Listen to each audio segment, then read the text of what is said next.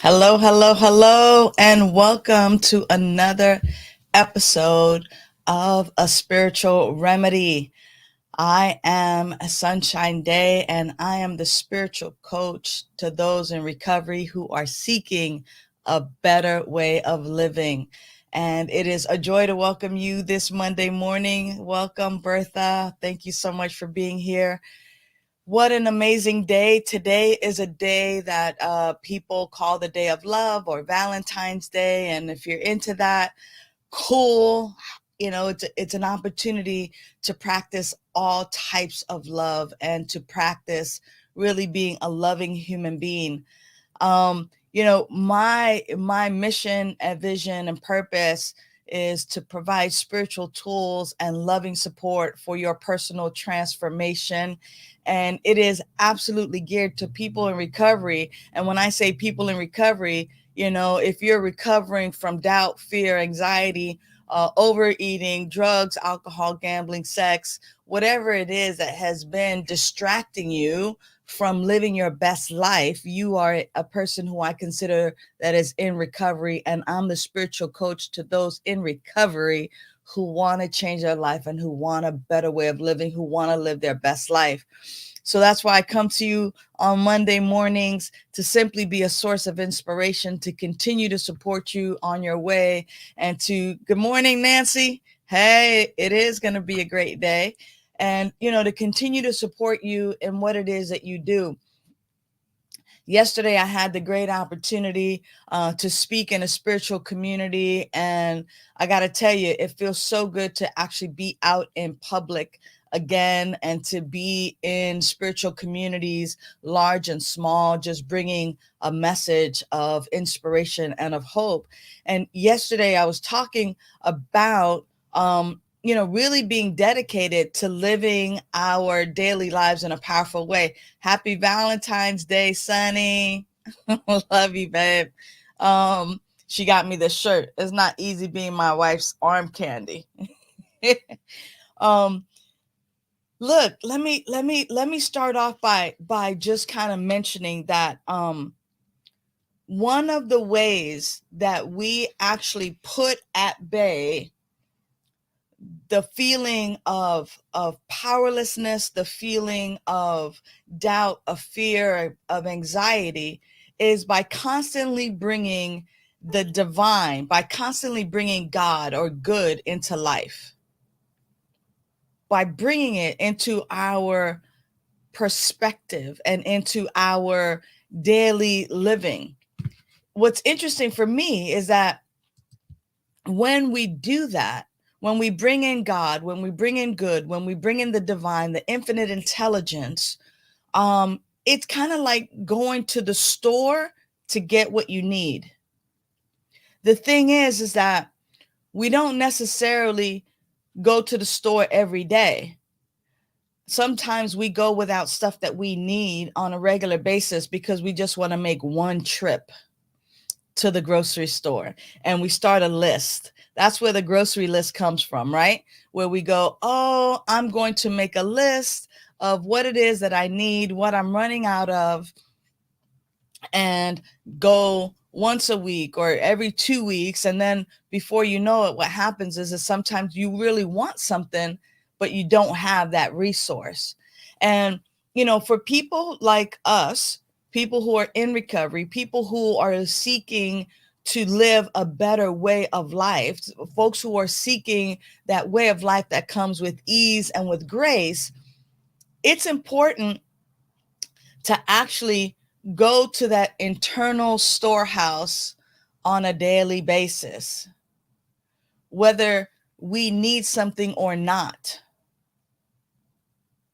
Because what happens is that sometimes something runs out and we never know what it is because we haven't been consciously paying attention to it.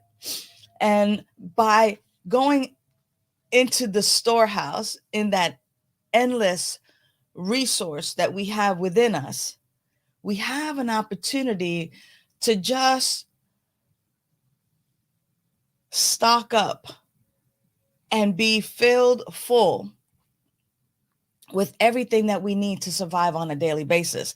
Now, what I love about this show, A Spiritual Remedy, is that it is for everyone. Whether you consider yourself in recovery or not, these spiritual tools and practices are for anyone seeking to live their best life. So if that be you, then listen up. So what I mean by going into the storehouse is, I mean, being able to pause, or as we said many, many months ago, right? The 3 S's: slow down, be still, be silent, and just allow yourself the opportunity to be replenished from the inside. There's almost not almost, there is within us this infinite intelligence. Who we are is infinite intelligence. And when you slow down and are still and are silent enough, infinite intelligence within you, as you allow yourself to be still, as you allow yourself to be silent, as you allow the thoughts to just go ahead and go and just like hurry up, blah, blah, blah, blah, blah, blah, blah, and fizzle out, to where when you bring your attention to your breath and you tell yourself, I'm breathing in, I am breathing out. And when you just bring your attention and your focus to the one thing, that infinite intelligence within you almost does like this full being scan and replenishes and fills full those areas that you're lacking. What came to mind is, we've been talking about that. Oh, you like that analogy, Bertha? Yeah, it is interesting because a couple of days ago we were talking about, and even yesterday, like IE, artificial intelligence and robots and things of that nature, right? And imagine, see, science or inventions follow life and they mimic life. And when I have to plug my cell phone in because the battery has run out, that battery it's good for a long, long time. But then it runs out and I have to plug it in and it gets to sit. Sometimes, I mean, now, folks don't even want to let it, they plug it in and still using their phones. But if you plug it in, it's kind of like getting rest, but actually doing it consciously, and you set it down and you allow that battery to be, all the cells in that battery to be replenished. That's exactly what I'm talking about on a spiritual basis. That too many times, yes, we get our physical rest when we go to sleep, and sometimes we barely get that. But when we replenish ourselves spiritually, when we actually take care of the most important part of ourselves, spirit, body, mind, the spirit, then we are replenished to such a degree where we can handle life on life's terms, where we can handle our emotions, when we can handle loss, when we can handle success, when we can handle the Super Bowl and the experiences, when we can handle Valentine's Day, when we can handle whatever it is that's happening in and around us. Now, as people who are in recovery, and then I include those who are like in 12-step recovery as well. If that be you, the mandate of 12-step recovery is to discover a higher power and to utilize that higher power. And by the way, that higher power is not somewhere outside. It's not up on one of those power poles either. That's a different higher power. It is a power, it is higher, but it is not the higher power that 12-step recovery talks about either. It is this indwelling presence. I mean, Bill Wilson in the book Alcoholics Anonymous says that deep down within every man, woman, and child is the fundamental idea of God, of good, of this higher power, and that this great reality can be found within. And so the deal is this, is that unless you're sitting and you're looking within and you're being with that I am presence that is within you right where you are, how are those 12 steps actually going to be important? People spend more time on their cell phones than dealing with than examining that power within.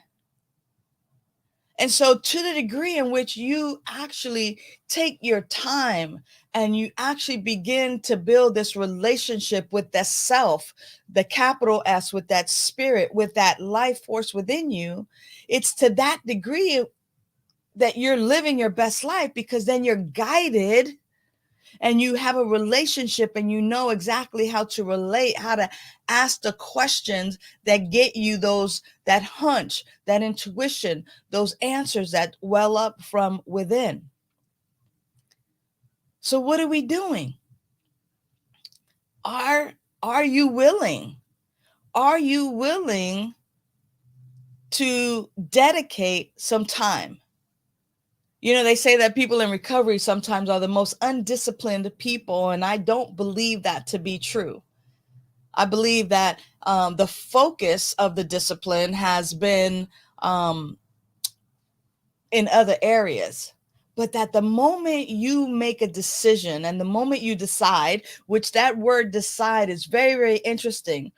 Side means to kill off, like homicide. That side means to kill off. And so decide means that you are making it say all other options are off the table.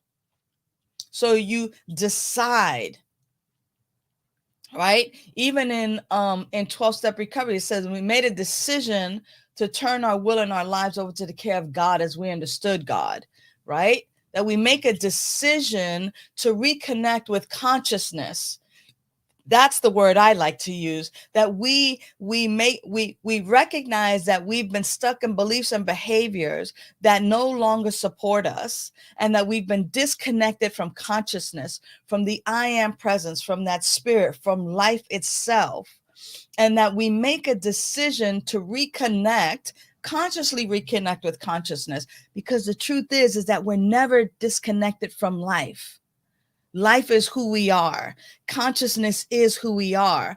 But now we're making a decision to pay attention to consciousness. Because the bottom line is that you are the unique and unrepeatable, magnificent, powerful way that life shows up. That's who you are. But when you're busy thinking that you're Clark Kent, a mild-mannered reporter from the great metropolitan newspaper, when you're over here playing small, when you forget who you are and, oh, I'm only human and I'm only this and I'm only that, and, oh, I'm just this dope fiend, or I'm just this recovering person that, can't get her eating right or his eating right, or I'm just a sex addict. No, you are powerful in your own right. And right where you are, the highest power is, and it is living you. It is living you. And to the degree in which you reconnect to consciousness, so you make this decision to reconnect to this indwelling power and presence, it is then and only then that you get to live your most powerful, beautiful, best life.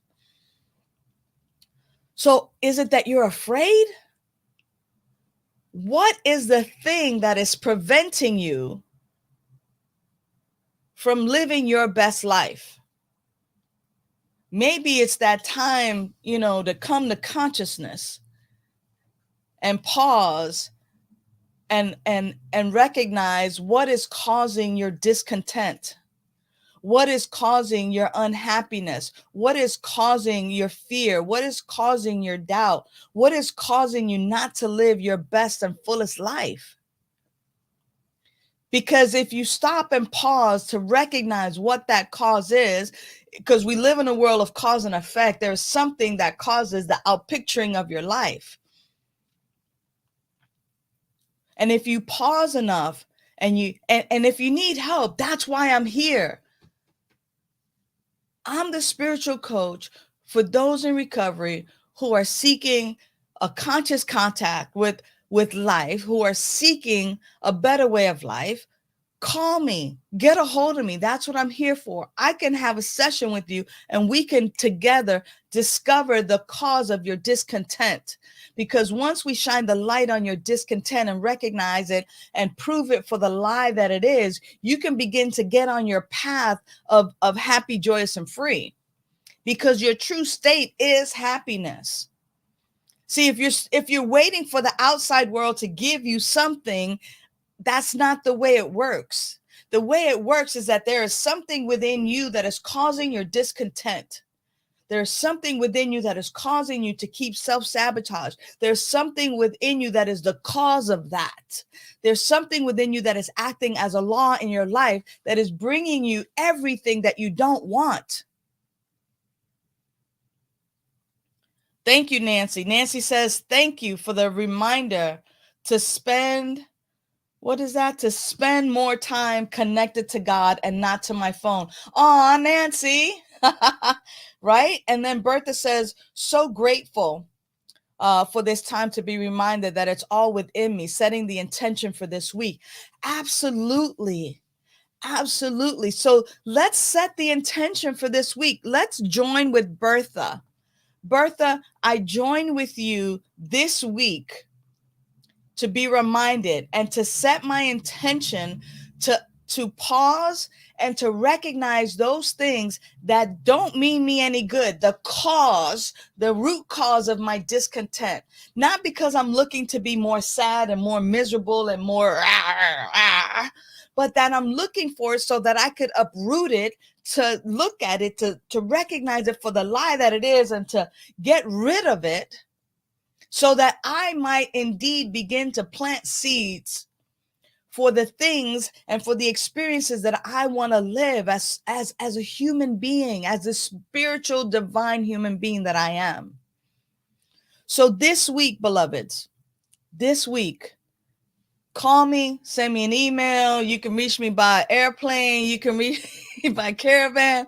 Whatever. I don't care how you reach me. Just reach me.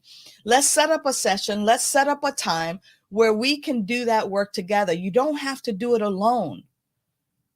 You get to live an amazing life. And I would love to support you in that. So on this day that the world sees, or at least here in the US, as a day of love, be your own Valentine. Be your own Valentine. Love yourself. Do something amazing and spectacular for yourself.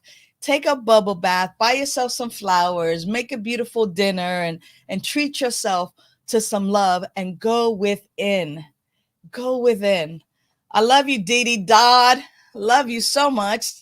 And you're welcome for today's message. So until next week, I'll be here again next week, Monday at 9 a.m. Pacific, for another inspirational message, and particularly for those who are in recovery, because I am the spiritual coach for those in recovery who are seeking a better way of living, who are seeking a conscious contact with consciousness. Until next week, know that you are loved and supported. Mwah. Bye for now.